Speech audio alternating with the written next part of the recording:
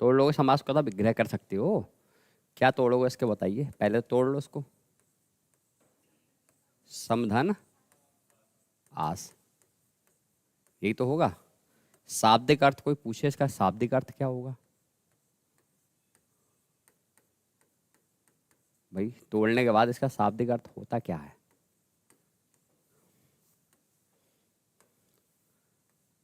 क्या करना? संक्षेप करना। क्या करना? तो समास का मतलब होता है संक्षेप करना। बड़े बड़े शब्दों को क्या करना होता है? संक्षेप करना होता है, छोटा करना होता है, उसको समास कहते हैं। यदि बहुत लंबा शब्द है, जैसे बैलों के द्वारा चलने वाली गाड़ी कौन सी होती है? बैलगाड़ी होती है। ठीक है, बैलों के द्वारा चलने वाली गाड़ी कौन सी होगी? बैल गाड़ी। ठीक। अब अगर कोई पूछा जाए कि इसका विलोम शब्द क्या होता है, समास का विलोम क्या होता है, बताइए इसका विलोम क्या होगा? हाँ, तो अगर इसके विलोम शब्द की बात करें तो विग्रह मत कह देना। क्या कहना? व्यास। और व्यास को अगर हम तोड़ें तो क्या होगा? विधन आस। क्या मतलब होता है?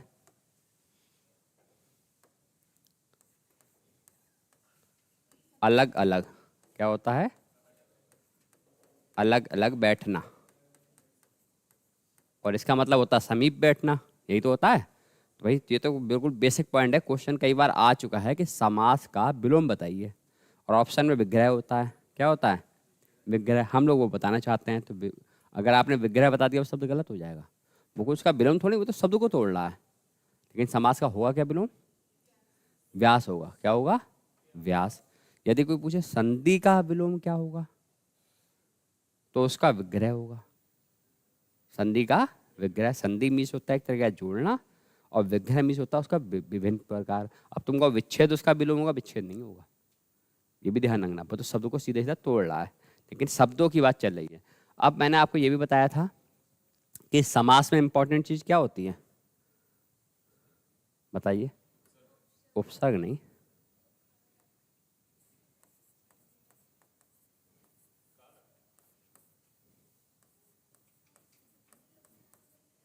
समास में महत्वपूर्ण पद होते हैं। क्या होते हैं? पद होते हैं। और पूरा समास किस पे चलता है? पदों पे चलता है भाई। भाई पदों की प्रधानता ही तो होती है। यदि हमें समास में पदों की प्रधानता पता होती है तो हमारा वो शब्द क्या होता है? समास होता है। अब इसके कितने पद हो सकते हैं एक समास में? एक तो होता ही नहीं है किसी शब्द में। बिना दो का समास ही नहीं बनेगा भाई। समास का मतलब क्या है? दो शब्दों को जोड़ना समास कहलाता है। दो शब्दों को जोड़ना क्या कहलाता है? समास कहलाता है। दो शब्दों को अलग करना क्या कहलाता है? विग्रह कहलाता है। तो अभी समास की बात में समास में महत्वपूर्ण क्या होते हैं? पद होते हैं। क्या होते हैं? पद। अब आपको पता होना चाहिए कि पद क्या होते हैं, कैसे होते हैं। तो सबसे पहली चीज अगर हम बात करें पदों पर आ जाए तो पद कितने होंगे? एक ही नहीं, दो। दो, एक तो होता ही नहीं, मतलब एक और दो दोनों मिलाकर दो ही होते हैं। इसमें इसकी भी प्रधानता हो सकती है और इसकी भी प्रधानता हो सकती है, और कई बार ऐसा होगा दोनों की प्रधानता नहीं होगी। प्रधानता जानते हो? मुख्यता। दोनों की प्रधानता हो सकती है, कभी पहले की प्रधानता होती है, कभी दूसरे की प्रधानता होती है, कभी दोनों की प्रधानता होती है, कभी दोनों की प्रधानता नहीं होती है। जब दोनों की प्रधानता नहीं होती तभी खतरनाक समास बनता है, उसका नाम है बहुव्रीहि। सबसे खतरनाक समास बहुव्रीहि है बेटा। डेफिनेशन सब खराब कर देता है। जो भी हम डेफिनेशन पढ़ते हैं, यदि पहला पद उपसर्ग हो अब भी भाव होगा, लेकिन अगर तीसरा पद बन गया कहाँ जाएगा? बहुव्रीहि में। पहला पद विशेषण हो, यदि तीसरा पद बन गया कहाँ जाएगा? बहुव्रीहि में। तो इंपॉर्टेंट समास कौन सा है? बहुव्रीहि है। और बहुव्रीहि में अनलिमिटेड शब्द हैं। तो पहले तो हमें ये पता होना चाहिए कि भैया पद भी इसमें दो होते हैं। कितने होते हैं? अच्छा, संधि में भी दो पद होते हैं, लेकिन वहाँ वर्ण तोड़ के पता लगता है, यहाँ पर शब्दों को ही पता लग जाएगा। जैसे अगर मैं आपसे यहाँ कहूँ कि वो शब्द किस तरीके के होंगे, जैसे कि एक शब्द है आपके सामने, प्रतिदिन फिर आपका सामने शब्द है चिड़ी मार। क्या आपको नहीं लग रहा है इसमें दो दो शब्दों का जोड़ है? अगर हम सीधे सीधे कहें तो इसमें पहला पद क्या है? प्रति, और दूसरा शब्द क्या है? दिन। इसमें क्या है? चिड़िया, चिड़ी नहीं, और इसमें मानने वाला। मतलब अलग करोगे तो अलग अलग तरीके से निकलेगा। दो शब्दों से तो बना है भाई। कोई भी शब्द अगर पूरा कंप्लीट बना है, कितने पदों से बना है? दो पदों से बना है। यदि हम बात करें यहाँ पर दिन रात, हम यहाँ बात करें नील गगन, है नहीं, हम यहाँ बात करें दशानन, ठीक है, और यहाँ पर हम बात करें आपसे चौराहा। तो बताइए इन सारे शब्दों में क्या दो पद हैं या नहीं है? बताइए दो पद हैं? क्या हो गया? अच्छा, तो यहाँ पर दिन है और दूसरा पद क्या है? रात है। यहाँ पर क्या है? पहला पद नीला है, दूसरा पद गगन है। भाई नील का मतलब ही तो नीला होता है। अब इसमें क्या है? इसमें 10 है और इसमें आनंद है। 10 का मतलब 10 होता है, आनंद का मतलब सिर होता है, ठीक है। यहाँ पर क्या है भाई? 4 है और यहाँ राहा है। राह का मतलब क्या होता है? रास्ते, और 4 का मतलब क्या है? 4 रास्ते, ठीक है। तो आप ये देखिए कोई भी शब्द ऐसा है जो दो पदों से ना बना हो? ऐसा कोई सा नहीं है। इसका मतलब दो पद तो होना ही चाहिए तभी समास बनेगा। अब जब दो पद हमें पता है तो यहाँ पर हमें जानना होती है पदों की प्रधानता। यदि पदों की प्रधानता आपको पता होगी तो एक क्वेश्चन तो यहीं से बनता है, ठीक है। पदों की प्रधानता पता होगी तो एक शब्द तो यहीं से बनता है कि भैया पूर्व पद प्रधान अगर हुआ तो समास कौन सा होगा, और यदि दूसरा पद प्रधान होगा तो कौन सा समास होगा? हाँ, बहुब्रीहि में तो दोनों पद आप प्रधान है, दोनों पद की कोई वैल्यू नहीं। उसमें एक नया पद बनता है, तीसरा पद प्रधान होता है। बताइए। चलो बता देना है, चलो बता देना है, कोई दिक्कत नहीं। अब पूरा पॉइंट बता देना है, जो कन्फ्यूजन में निकल जाएगा आपका। पदों के आधार पर समास के भेद। समास के भेद कितने भेद होंगे? 5। क्या होता है? भेद होते हैं 4। पदों की बात चल रही भैया, क्वेश्चन पे ध्यान दिया करो ना भाई। किसकी बात चल रही है? पदों की बात चल रही है यहाँ पर कि पद के आधार पर कितने समास होते हैं? 4 होते हैं। पहला पूर्व पद, या इसको हम कह सकते हैं पहला पद, या इसको कह सकते हैं प्रथम पद। बात एक ही है, ठीक है। हाँ, घुमा फिरा के पूछ लेते हैं। ये पूछ लेंगे वो कि भैया ये कौन सा समास है। दूसरा पूछेंगे आपसे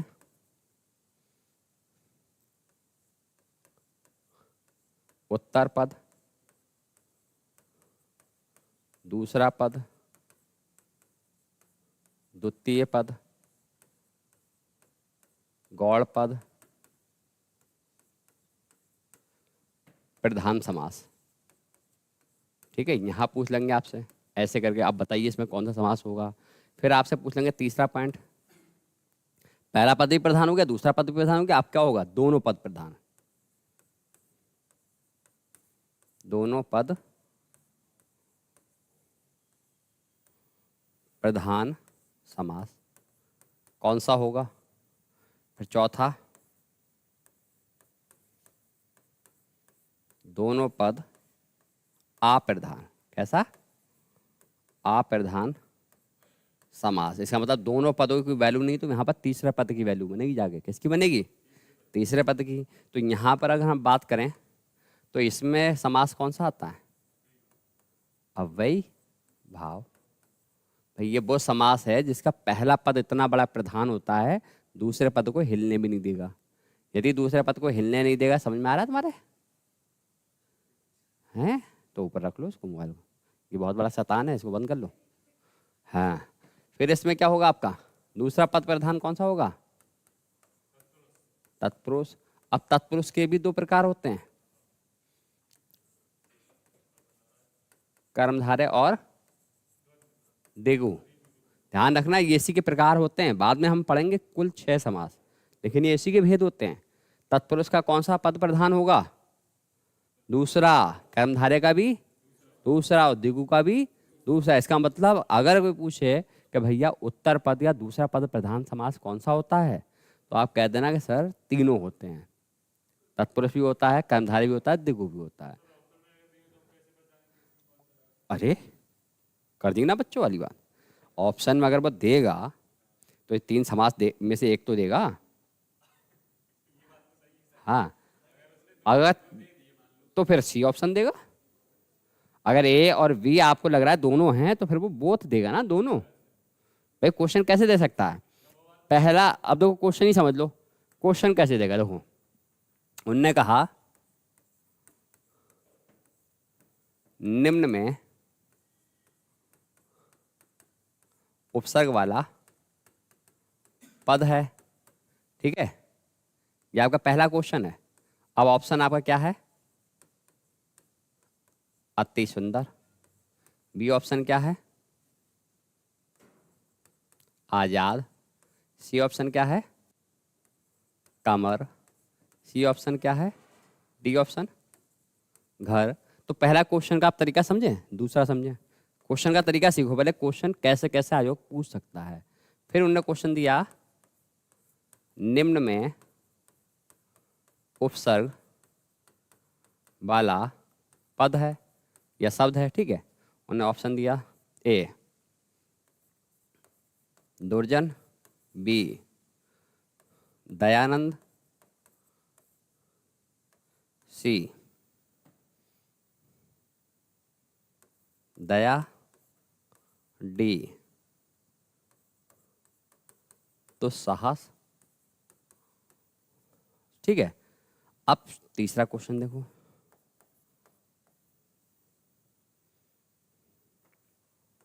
ये काट रहे हैं, ठीक है।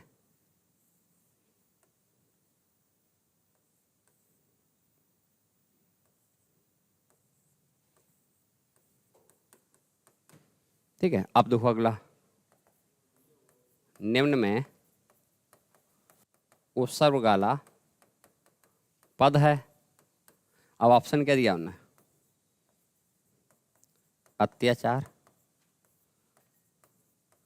प्रत्येक, सघोष, उपरोक्त सभी। अब आपको अकॉर्डिंग टू ऑप्शन चलना है, ठीक है। तो आपको आंसर हो सकता है एक में मिल जाए, आपको हो सकता है आंसर 2 शब्दों में मिले, या हो सकता है तीनों के तीनों उसी की हों। तो हमें उसी हिसाब से ऑप्शन चुनना होते हैं, ऐसे ही कर क्वेश्चन बनते हैं, ठीक है। तो कंफ्यूज तो होना नहीं है। अति सुंदर, आजाद, कमर, घर। तो ना तो आजाद में कोई उपसर्ग, ना कमर में कोई है, ना ही घर में, तो इसका ऑप्शन क्या होगा भैया, ऑप्शन पहला हो जाएगा। निम्न में से उपसर्ग वाला पद है, तो दुर्जन में आपको उपसर्ग मिल गया, आप टिक कर रहे हो, लेकिन आगे भी पढ़ लो। दयानंद में कोई भी उपसर्ग नहीं है। सी, ये ए और डी कुछ दे रखा है। दुसास में उपसर्ग हमें दिख रहा है दुस, तो दुस इसमें भी है और ए में भी है, तो ऑप्शन कौन सा सही होगा, तो ऑप्शन सी सही होगा भाई। ऑप्शन कौन सा सही हो जाएगा, सी हो जाएगा। निम्न में उपसर्ग वाला पद है, अत्याचार में अति उपसर्ग है, प्रत्येक में प्रति उपसर्ग है, सघोष में सा है, तो ऑप्शन क्या होगा, उपरोक्त सभी। समझ में आ गया बात, या अभी भी नहीं समझ में आया कॉन्सेप्ट। तो पढ़ना इतना भी इंपॉर्टेंट नहीं है, पढ़ने के साथ साथ आप क्वेश्चन कैसे कैसे आ सकते हैं पता लगे। सर जी सब लिखा हुआ है, सब पढ़ा हुआ, सब याद है, लेकिन सर क्वेश्चन गलत हो जाता है। तो गलत क्यों हो रहा है क्वेश्चन, रीजन पता है आपको गलत क्यों हो रहा है? इसी वजह से गलत हो रहा है कि हमें ये नहीं पता है कि क्वेश्चन भैया कैसे कैसे आयोग पूछ सकता है, और हमें ये पता होना चाहिए कि आयोग कैसे कैसे क्वेश्चन आपसे पूछेगा और आपको कैसे कैसे उसमें जवाब देना है, ठीक है। चलिए, तो यहाँ पर बात चल रही थी पदों की प्रधानता की, समझ में आ गई बात, कोई डाउट तो नहीं है? इसमें कौन सा आएगा, द्वंद्व, और इसमें कौन सा आएगा, बहु बहुव्रीहि। समझ रहे हो? तो इसका मतलब पदों के आधार पर केवल 4 ही पद हो सकते हैं। भाई पदों के आधार पर क्या हो सकते हैं? 4 हो सकते हैं। जैसे ये 2 लोग बैठे हैं, पद तो 2 ही होते हैं। अब इन 2 को आप कितने तरीके से घुमा सकते हो?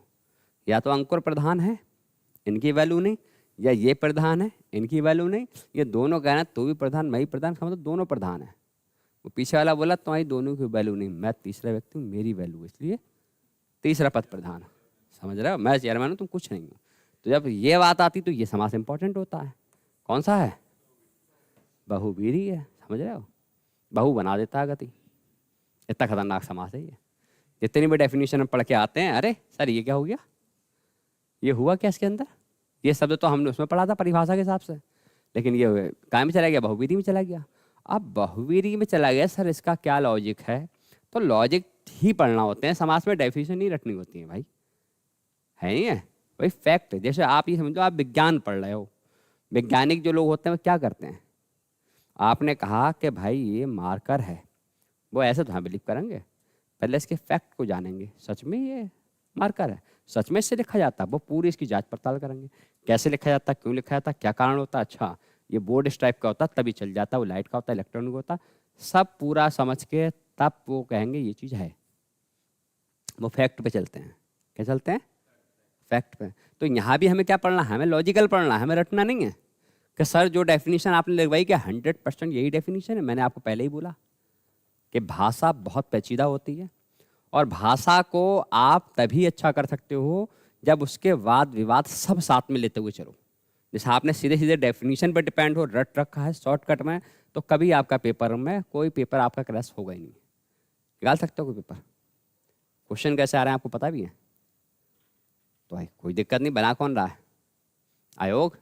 वो आयोग में भी कौन व्यक्ति गया? तुम में से कोई एक व्यक्ति उठ के गया है, तो उसका दिमाग अच्छा था, वो आयोग तक पहुंच गया। लेकिन ऐसा थोड़ी कि ये आयोग में चले गए तो तुम्हारा दिमाग इनसे कम है। बनाओ, कितना टफ बना सकते हो, बनाओगे तो कोर्स से ही, कोर्स से अलग थोड़ा बना लोगे। हम इतना पढ़ डालेंगे कि तुम्हारे पास क्वेश्चन भी कम पड़ जाएंगे। और ऐसा ही होता है कि अब लोग इतना पढ़ रहे हैं हिंदी में, इतना मैथ में, इतना रीजनिंग में, अब उनको एक बात समझ में नहीं आ रही कि लोगों को निकाला कैसे जाए, पेपर टफ कैसे किया जाए। तो जीएस का पोर्शन बढ़ा दिया उन्होंने हर चीज़ में। अब आ जाओ, अब जीएस तो तुम्हें पता ही है भाई, जितना पढ़ते रहोगे उतना सही है। जहाँ क्या हुआ, जहाँ नज़र बट्टी दुर्घटना घटी तुरंत बाहर हो, यही तो पोर्शन है। चलो ये बात समझ में आ गई, इतनी प्रधानता वाली बात समझ में आ गई, डाउट तो नहीं हुआ कोई? फिर से एक बार देख लो, जिसका पहला पद प्रधान होगा, तो प्रधान का मतलब क्या होता है? अगर आपके घर में पापा प्रधान है तो मम्मी से लेकर आपकी किसी की नहीं चलेगी, और यदि मम्मी प्रधान है तुम तो छोड़ दो, पापा तक की नहीं चलेगी। समझ रहे हो? और यदि दोनों प्रधान हैं तो आप समझ जाओ कि तुम्हारी तो कोई औकात नहीं, वो दोनों अपने आप में जमीन आसमान है। पापा के पास गए वो भी पीट रहे हैं, तो मम्मी के पास गए वो भी पीट रहे हैं। और यदि मम्मी पापा भी किसी डरते हैं तो वो आपके नाना या दादा होंगे। तो वो तीसरे व्यक्ति को कहते हैं हमें किसी के नहीं है, तुम बच्चों को डांट रहे हो, हम तुम्हें डांटेंगे, क्योंकि हम क्या हैं? बहुवीरी हैं। मतलब हमारा बहुत क्रेज है, हम बहुवीरी हैं, हम तुम्हारी किसी बात को नहीं मानेंगे। अब पापा कहते हैं अरे, तुम्हारे पापा अपने पापा से कह रहे हैं अरे आप समझ नहीं पा रहे पापा, ये बच्चा अच्छा हमें सिखा रहा है, तुम भी बच्चे से, हमने तुम्हें हर तरीके से सपोर्ट किया, अब तुम ही नहीं करो। तो बहुवीरी यही करता है। हो सकता है पता है हमें ये बात गलत है, लेकिन बहुवीरी कहता है ना, मेरी प्रधानता है, जैसे मैं चलाऊंगा वैसे ही आपको चलना पड़ेगा। इतनी बात क्लियर हो गई। अब बात ये होती है कि समास में अभी तो सीधे सीधे बात चल रही है, लॉजिकली बात चल रही है, आगे लॉजिक में कंफ्यूजन होना है आपका। जो शॉर्टकट में अगर कोई पूछे कि हिंदी में समास के कितने भेद हैं, हिंदी में समास के कुल भेद, तो अब तुम वो बात कह सकते हो जो हमने बोली आपको, 6। अब बोल सकते हो 6। समझ रहे हो? प्रधानता के आधार पे और पदों के आधार पे जब भी बात आए 4 बताना है, और वैसे कितने बताना? 6 बताना है। और 6 वही हैं, कौन कौन से? पहला आपका है अव्ययी भाव समास, ये पहला हो गया। दूसरा क्या हो गया? अभी क्रम से चलेंगे। तत्पुरुष समास के बच्चे हैं 2, और इनके बच्चे जस्ट इनके नीचे आ जाएंगे। कर्म धारय समास, और इसी का दूसरा बच्चा कौन सा है? द्विगु समास। अगला कौन सा है भाई? द्वंद्व। नाम ही लग रहा है क्या है? द्वंद्व। दो पर्सनालिटी हमेशा नेगेटिव रहेंगी इसमें। कौन सा? बहुविधि। ये है, ठीक है। अब पहले तो वो चलते हैं जो लोग बताते हैं कि 6 लाइनों में 6 समास फिनिश। केवल 6 लाइनें पढ़ना, 6 लाइनें क्या हो जाएंगी? फिनिश हो जाएंगी। जो मतलब वास्तविकता में डेफिनेशन पता होती है। पहली बार पढ़ लो, जैसे पहले पढ़ चुके हो? कहीं नहीं पढ़ा था? अच्छा, हाँ यूट्यूब। अरे यूट्यूब पे हम जैसा व्यक्ति होता है, इसका मतलब हमसे पढ़ो या यूट्यूब से पढ़ो, बस ये है। ये भी थोड़ी देर के बाद आप घर पे पढ़ सकते हो, इसकी वीडियो भी मिल जाएगी आपको। ये ऑनलाइन ही चल रहा है सब अपना, ठीक है। मगर वहाँ भी हम पढ़ाएंगे, यहाँ भी हम पढ़ाएंगे। अब आपने पढ़ा है तो ये डेफिनेशन तो पढ़ी होंगी ना सबने, इसकी सबने डेफिनेशन पढ़ रखी है। यहाँ कोई भी व्यक्ति बैठा हुआ है जो ऐसा नहीं कह सकता समास। देखो बेटा, सबसे मेन बात पता है तुम्हें क्या है? सबसे बड़ी बात यह है कि जब से तुमने पढ़ना स्टार्ट किया है, जब शुरू में आए थे, तो you have more much and greatest confidence, क्योंकि आपको लगता था हमें काफ़ी है। तालाब में, वो उसमें कुएं में थे ना, अब तुम तालाब में आ चुके हो, तो इसलिए हर बात में आप घबरा जाते हो। नहीं, सर के सामने आता भी है तभी कहते हैं नहीं सर नहीं पता है। पता नहीं क्या पूछ लें सर? अरे कोशिश पूरी करा करो, क्या होगा? 19-20 का फर्क होगा बस। क्यों भाई? पहले तो ये वाला बताओ, ये तो बेस है, ये वो बेस है जो सबको पता होगा, सबको डेफिनेशन पता होगी। कोई व्यक्ति ऐसा है? अरे पहले ही नंबर पर हार मान रहा है तुम, ये गलत बात है भाई, कि नहीं भाई हमें नहीं पता है। क्या होता है इसका? जिस शब्द का पूर्व या पहला पद क्या हो? उपसर्ग या अव्यय हो। वो सच में नहीं पता थी तुम्हें ना? प्रधानता तो पहले ही हो गई है, अब प्रधानता क्यों करोगे? बार बार प्रधानता ही करते रहोगे? क्या हिंदी आगे बढ़ने नहीं दोगे? तो घुमा के फिर प्रधानता लाऊं, फिर घुमा के 10 प्रधानता लाऊं, बोले घंटा पूरा, बोले प्रधानता ही खत्म नहीं हो पा रही भाई। परिभाषा है ये शॉर्टकट में। जिस शब्द का पूर्व या पहला पद उपसर्ग या अव्यय होता है वो अव्यय भाव होता है। सीधी सी बात बताते हैं लोग। प्रतिदिन सर जी, हाँ प्रति अव्यय पढ़ा नहीं है, कोई दिक्कत नहीं, हम बताएंगे। यथाशक्ति, यथा क्या है? अव्यय है। जीवन पर्यंत, पर्यंत क्या है? अव्यय है। अव्यय मतलब क्रिया विशेषण या संबंध बोधक में से होता है। 4 प्रकार के अव्यय होते हैं। अब तत्पुरुष में क्या होता है? तो आप कहोगे सर जी इसमें कर्ता और संबोधन को छोड़कर, संबोधन को छोड़कर सभी 6 विभक्ति, विभक्ति आती नहीं है, कारक चिन्ह, कर्ता ने, तो इसका समास नहीं बनता है। कर्म को यहां से स्टार्ट होता है। कर्म तत्पुरुष, करण तत्पुरुष, संप्रदान तत्पुरुष, अपादान तत्पुरुष, संबंध तत्पुरुष, अधिगण तत्पुरुष। संबोधन तत्पुरुष नहीं होता है और कर्ता तत्पुरुष नहीं होता है, इसलिए छोड़ दिया।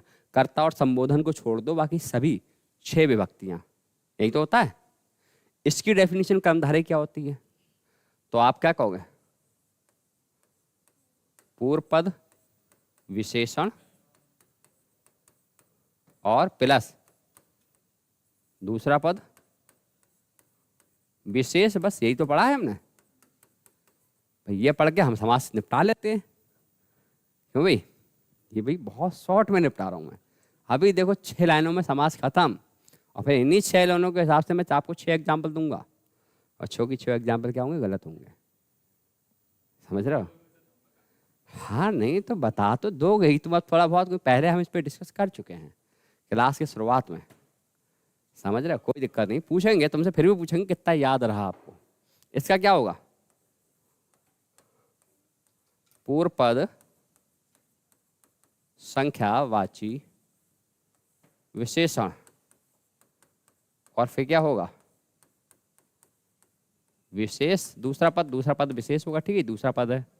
द्वंद्व में क्या होगा? और नहीं होता है, वो तो विग्रह करने पे होगा। पहले परिभाषा पढ़ लो। हाँ तो आप क्या कहोगे?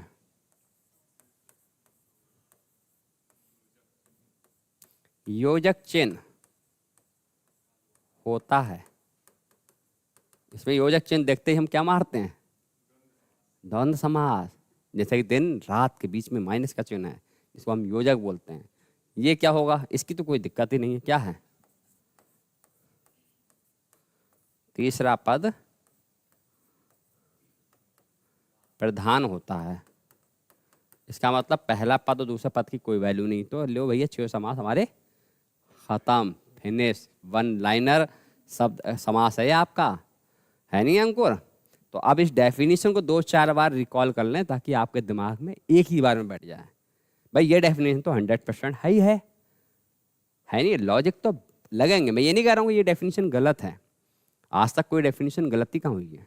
जिन्हें डेफिनेशन बताई वो सही है, लेकिन हर बात हर समय पर सही थोड़ा होती है।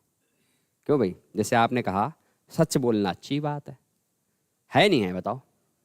अब कोई व्यक्ति का चेहरा टेढ़ा है, पैर भेंगे हैं, और तू उसे मुंह पे कह दो अबे वो लंगड़े सही से बैठ, ये तो बहुत सत्य हो गया भाई, इतना सच भी नहीं बोलना चाहिए, हैं? इतना सच भी नहीं बोलना चाहिए, अपवाद हो गया। जबकि होता क्या है? Honesty is the best policy. सच जरूर बोलना चाहिए। अब तुमने यार उसके मुंह पे कह दिया तुम अबे वो कलुए, तो कलुए को कलुआ नहीं कह सकते, गंजे को गंजा नहीं कह सकते, टकले को टकला नहीं कह सकते। सच्चाई में तो यही है भाई, सच तो यही कहता है। क्या बोल सकते हो ऐसा? नहीं बोल सकते हो। अरे नहीं, आप काले से काला तो कह नहीं सकते हो। यदि आपने कह दिया उससे बहुत गोरे हो रहे तो और चढ़ जाएगा कहेगा भाई ये तो कुछ अलग ही टाइप की मजाक बना रहे हो तुम, हैं? हाँ, तो ये रंगभेद का बहुत बड़ा तो मैं बता तो रहा हूँ, यदि आप उस समय पॉजिटिव कहोगे तब भी नुकसान, और अगर नकारात्मक कहोगे तो बहुत बड़ा नुकसान। इसलिए वहाँ क्या करना पड़ता है? कति कुछ कहना ही नहीं है, चुप रहो और तारीफ करना पड़ती है। ईश्वर ने शकल क्या होती है? सीरत, जो अंदर विचार, जो आपके थॉट्स हैं वो पॉजिटिव होते हैं। जबकि आपको पता है समाज 2 तरीके का है। पहला व्यक्ति क्या देखेगा? आपकी शकल, सूरत, और कुछ नहीं फर्क पड़ता है। आप एक फंक्शन में गए, क्यों जाते हो? इतना कोट पैंट मार जी, अच्छे सूट बन गए, ये रीजन होता है कि पहला इंप्रेशन डाल दें हम। बाकी तुमसे बोल भी ना मिला मसाला खाते हो करके बोलते हो, कोई फर्क नहीं पड़ता। हाँ, वो वाली भाषा निकलती है अंगम। तो ये फैक्ट होता है भाई शकल पे। मगर एक व्यक्ति जो भाई साहब चेहरे से देखने में लग रहा है ये कोई मजदूर होगा, लेकिन उसके अंदर बहुत ज्ञान है, बहुत ज्ञान है, लेकिन वो पहले नंबर पे इंप्रेस नहीं कर पाता है। कोई पहले नंबर पे तो लोग उससे बच्चे बच्चे फिरते हो। जब वो डाइस पे स्टेज पे कहीं चढ़ जाता है और माइक लेके जब बोलना स्टार्ट करता है 1000 लाख की भीड़ में, तो लोग उसकी बनियान फटोवी में बहुत तारीफ समझते हैं, क्या बंदा है। फिर बनियान दिखती कहाँ है? क्योंकि हमारे देखने का तरीका बदल जाता है, और ये हर व्यक्ति के साथ होता है अकॉर्डिंग टू कंडीशन। तो मैंने क्या बताया? फिलहाल हमारी क्या बात चल रही है कि ये शॉर्ट आपकी डेफिनेशन है। यदि पूर्व पद उपसर्ग या अव्यय होगा तो आंखें बंद करके क्या मानना है? आंखें बंद करके। लेकिन आंखें खोलने के बाद पेपर में मानना है, क्योंकि आंखें बंद करके अगर आपने मारा तो पेपर गलत हो जाएगा। पेपर कैसा हो जाएगा? गलत हो जाएगा। क्योंकि अब हम इस चीज़ को ही देखते हैं। पहले ही समास का विवाद देख लें, क्या बात सही है? विवाद है तो पहले समास का हमारा है क्या? पहला समास क्या दर्शा रहा? अब देखो, लॉजिक के साथ, ठीक है? अब ये लॉजिक के साथ देखो समास कि पहले शब्द में आखिर क्या विवाद था। हमने पहला ही समास पढ़ा, पहले शॉर्टकट में कर लो, फिर उसके बाद इसका पूरा डिटेल से बताएंगे, क्योंकि समास बहुत इंपॉर्टेंट टॉपिक है। क्या पढ़ा था हमने इसका? पहला पद उपसर्ग, यही तो हमने पढ़ा था। इसका मतलब उपसर्ग हमें पता भी है क्या क्या होते हैं। अति होता है, प्रति होता है, अभि होता है, अनु होता है, अब होता है, सा होता है, सब हमने बता रखा ऑलरेडी पहले ही कि उपसर्ग की शक्ल दिखा दी आपको, भले ही याद ना हो। प्रत्यय की भी शक्ल दिखा दी है, दिखाई नहीं दिखाई है? अब यहाँ पर मैंने कहा कि शब्द बन जाते हैं हमारे। पहला शब्द सपूत, दूसरा शब्द अनेक, सब में उपसर्ग हैं। तीसरा शब्द 29, चौथा शब्द प्रतिक्रिया, पांचवा शब्द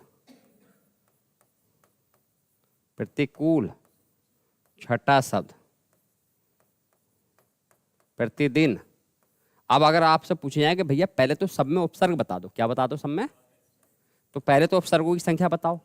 सर इसमें सा है, सर इसमें अन है, अन धन एक, सर इसमें उन है, सर इसमें तो तीनों में प्रति दिख रहा है हमें, और है ही दिख क्या रहा है? तीनों में प्रति है। तो सर क्या लॉजिक है भाई? डेफिनेशन साफ कह रही है यदि पूर्व पद उपसर्ग है तो कौन सा समास है? तो सर फिर बात खत्म हो गई, यहाँ पर तो परिभाषा जीत गई और आपके लॉजिक खत्म हो गए। तो ये समास कौन से हैं? सारे कौन से हैं? सारे। ठीक, तो मैं नाम लिख रहा हूं अलग करके। ठीक है, मैंने आपका अव्ययीभाव पहला शब्द काट दिया। उपसर्ग होने के बाद भी मैंने कहाँ ले गया? कर्णधारे में। तो सर ये तो डेफिनेशन का बिल्कुल सामने, यही तो लॉजिक पढ़ेंगे हम, पहले समझ तो लो। उन मैं यहाँ पर ले आया न तत्पुरुष, यहाँ पर मैं लेके आया दिगु। ठीक है, अभी तक क्या आपको अव्ययीभाव मिला? तीन उपसर्ग तो पढ़ चुके हो। यहाँ पर भी आपको क्या मिला? तत्पुरुष। यहाँ क्या मिला आपको? बहुव्रीहि। और यहाँ क्या मिला? अब यहीं मिला के जिस समास की आप तलाश कर रहे थे बहुत देर से, कौन सा है? अव्ययीभाव।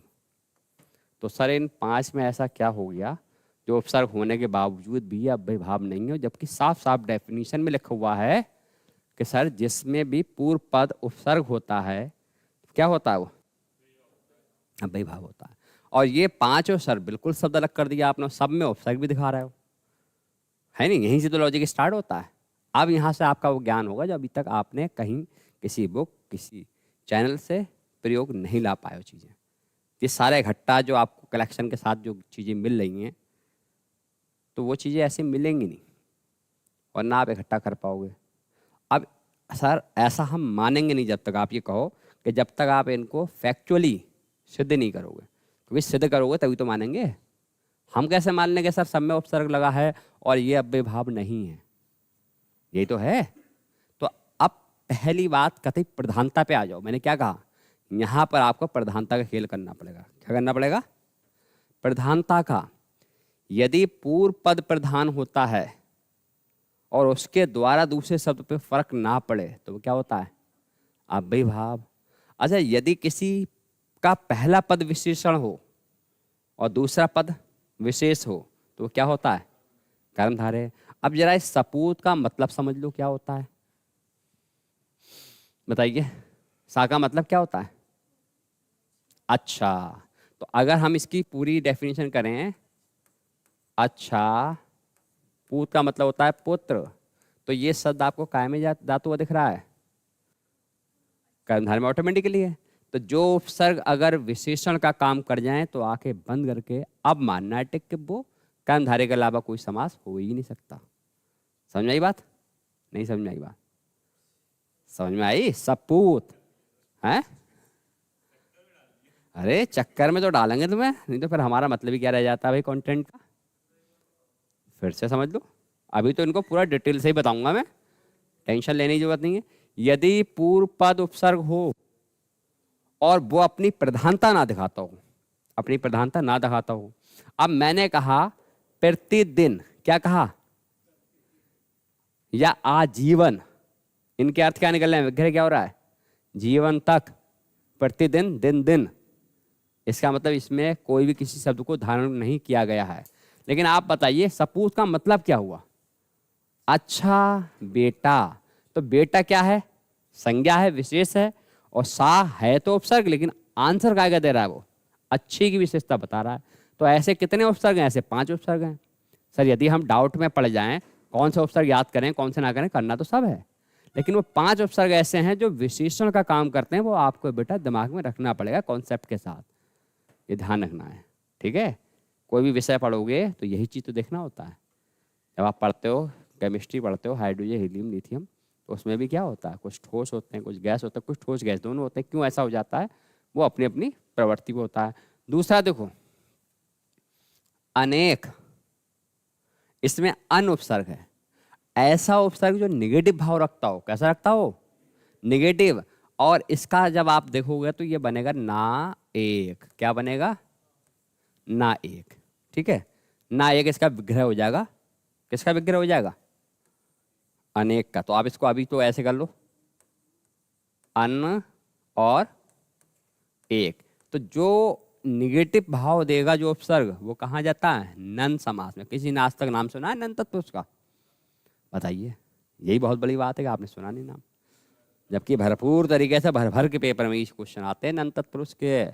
और तत्पुरुष के अंदर जो उप का, अलूक का, तत्पुरुष के अंदर 4 भेद होते हैं। एक नन तत्पुरुष होता है, एक अलूक होता है, एक लुप्त होता है, एक उपपद होता है, 4 होते हैं इसके अंदर। टेंशन मत लो, ये तो मैं आपको भी आज का दिन तो मैं बता ही रहा हूँ। समास में जो 6 लाइनें थी वो तो मैं पूरी कर गया।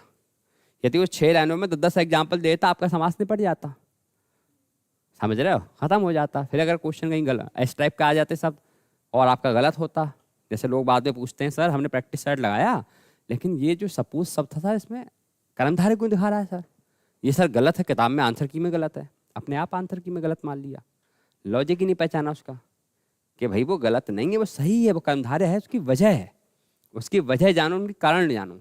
अब ये कारण क्या होगा, पहली बार पढ़ रहे हो जो व्यक्ति, तो उनको तो कन्फ्यूजन होना ही होना है।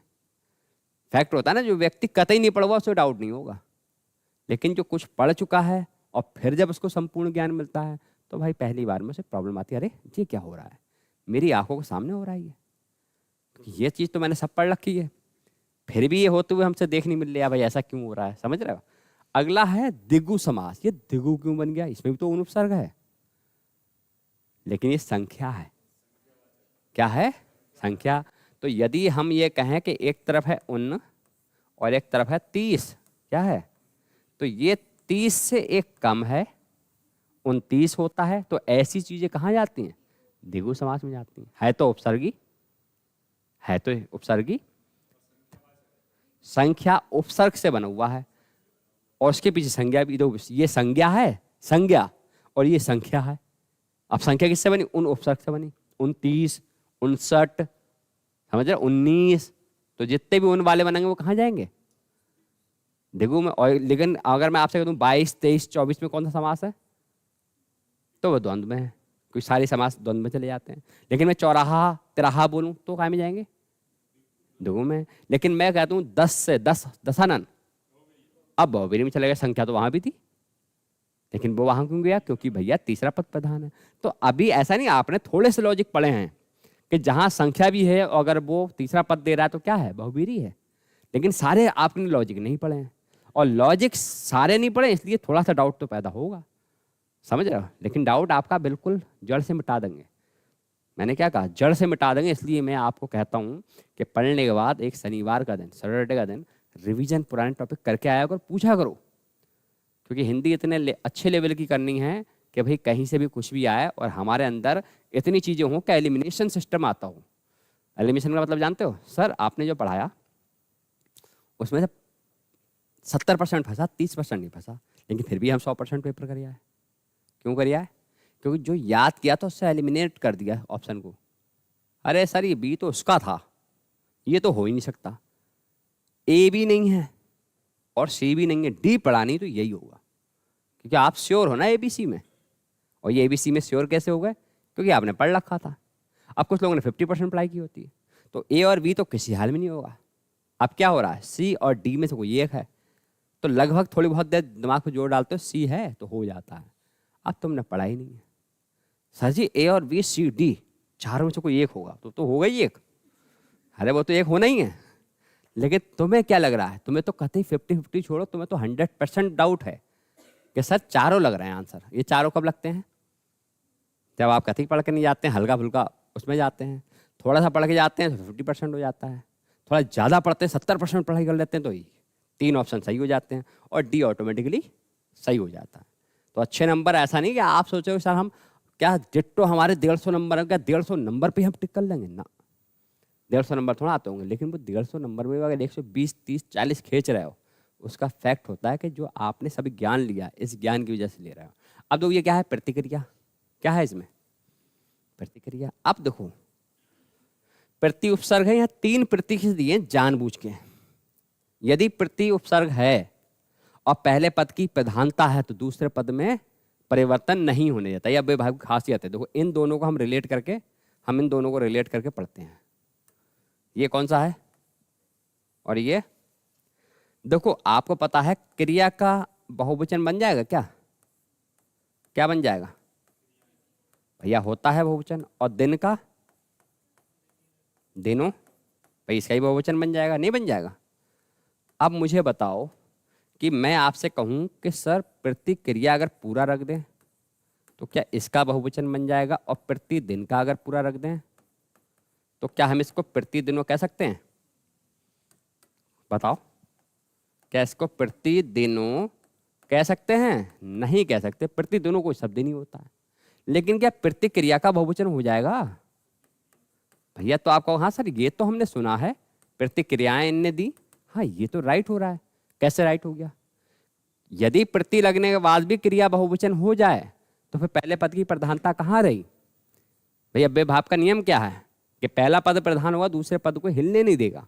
जैसे कि प्रतिदिन में दिन का बहुवचन हो गया दिनों, लेकिन प्रति लगते ही अब दिनों नहीं हो पा रहा है। ये खासियत होती है। लेकिन क्रिया का बहुवचन क्रियाएं में प्रति लगने के बाद भी क्रिया का बहुवचन बन गया।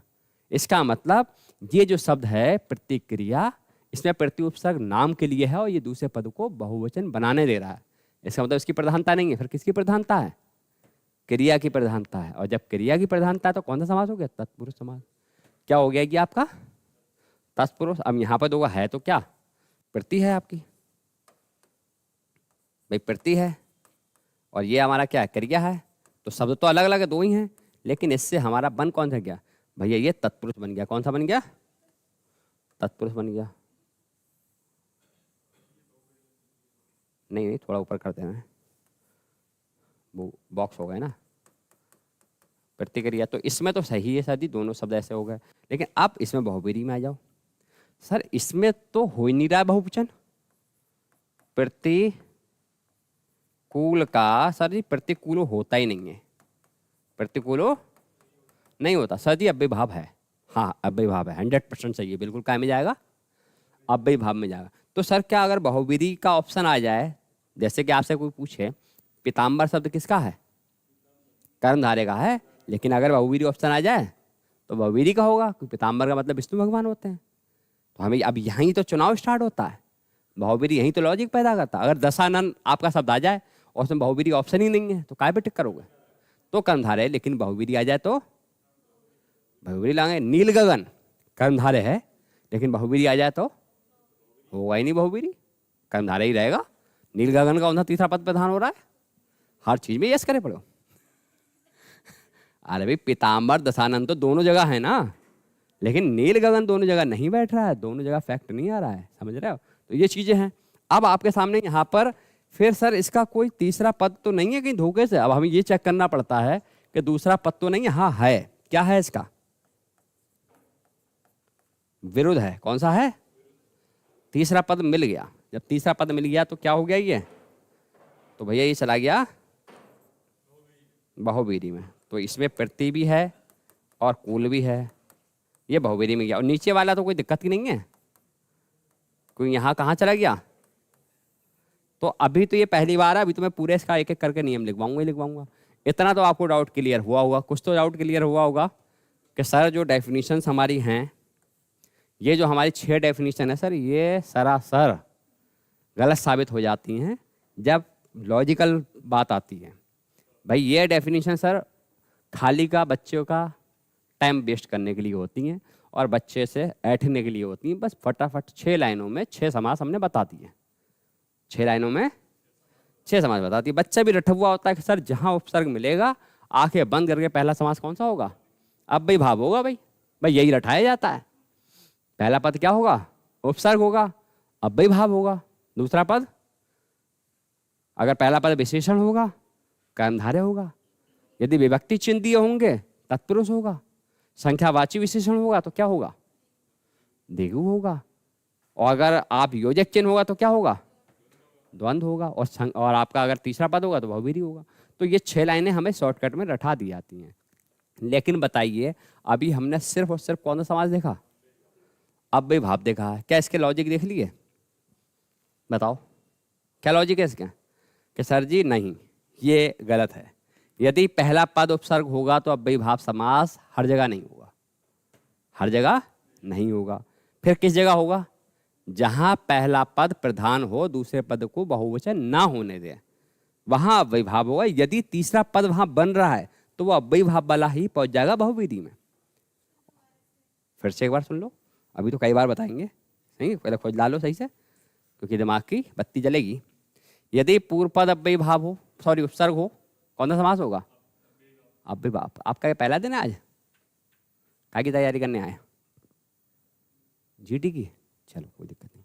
तो इतनी बात क्लियर हुई? समास सुना है आप लोगों ने? समास सुना है? चलो, तो क्या है ये? अव्ययी भाव है। क्या है ये? पहला आपका लॉजिक हुआ है कि यदि पूर्व पद क्या हो तो क्या होगा। लेकिन अब आपको दिमाग में दो तरीके के पॉइंट सोचना है। सर पहला पद उपसर्ग होगा तो अव्ययी भाव होगा, लेकिन 90% मान लो, 10% इसके विवाद अपवाद हो जाते हैं। और अपवाद क्यों हुए मैंने आपको पहले ही बता रखा है। हिंदी किसने लिखी है? हिंदी के जनक कौन है साहित्य के? गार्सा तासी। कहाँ के हैं? फ्रांस के। कौन सी भाषा में लिखा? फ्रेंच भाषा में। एक भारत की हिंदी भाषा फ्रांस का व्यक्ति लिख रहा है तो कितनी उचित लिखेगा? हैं तुम लोग पढ़ रहे हो हिंदी और तुमसे कहा जाए कि इंग्लिश में भाई कुछ लिख दो, तो वो इंग्लिश थोड़ा होगी, वो खतरनाक इंग्लिश होगी। और यदि चाइना में लिखवा दिया जाए तो पता नहीं कौन कौन सी भाषा मिला के लिख दोगे। तो फैक्ट होता है, थोड़ा बहुत तो लॉजिक यूट्यूब से सबको मिल जाता है नहीं है? तो अब यहाँ पर पूरे विवाद क्लियर हो गए कि यदि अव्ययी भाव का पहला पद उपसर्ग होगा, लेकिन ये हर जगह बात सत्य नहीं होगी। पहले में सा उपसर्ग है लेकिन समास कौन सा बना? तो डेफिनेशन तो गलत साबित हो गई। अनेक में अन उपसर्ग, लेकिन क्या बना? कौन सा वाला? नन तत्पुरुष। 29 में उन उपसर्ग कौन सा बना? और प्रतिक्रिया में प्रति उपसर्ग कौन सा बना? और प्रतिकूल में प्रति उपसर्ग कौन सा बना? और प्रतिदिन में प्रति है अव्ययी भाव। सारे उपसर्ग थे और सारे उपसर्ग में सिर्फ एक शब्द में अव्ययी भाव मिला, बाकी 5 के 5 शब्द हमारे समास बदल गए। और पांचों को एक नहीं, दो नहीं, 3 बार इसको आपको प्रैक्टिस में लाना पड़ेगा, तब जाकर ये लॉजिक आपके फैक्ट तैयार होंगे। ठीक है? तो ये अभी क्या है, ये तो खाली विवाद चल रहा है। ये सिर्फ आपको बताया जा रहा है कि समास को पढ़ना किस तरीके से है। सारे समास में विवाद है। अरे क्या संधि में विवाद नहीं था? बड़माला में विवाद नहीं था? बताओ। है भाई, पूरी भाषा विवादी है। परिभाषा लिखवाएंगे, डोंट वरी, एक एक पॉइंट की परिभाषा लिखवाएंगे। ये तो अभी क्या कर रहा हूं, अभी तो मैं तुम्हें बता रहा हूं कि जो आप कुएं से निकल कर आए हो बेटा, आप हिंदी के समुद्र में फैल रहे हो, मगर अभी नदी में फैला रहे हैं। तो समुद्र तो बहुत बड़ा है, वो हिंदी अलग टाइप की, वो तो पढ़ना नहीं, वो पेपर में आती नहीं है, वो LT TGT PGT की होती है। लेकिन अभी आपको वो पढ़ना है जिन शब्दों पे विवाद हो जाता है। होता नहीं होता है?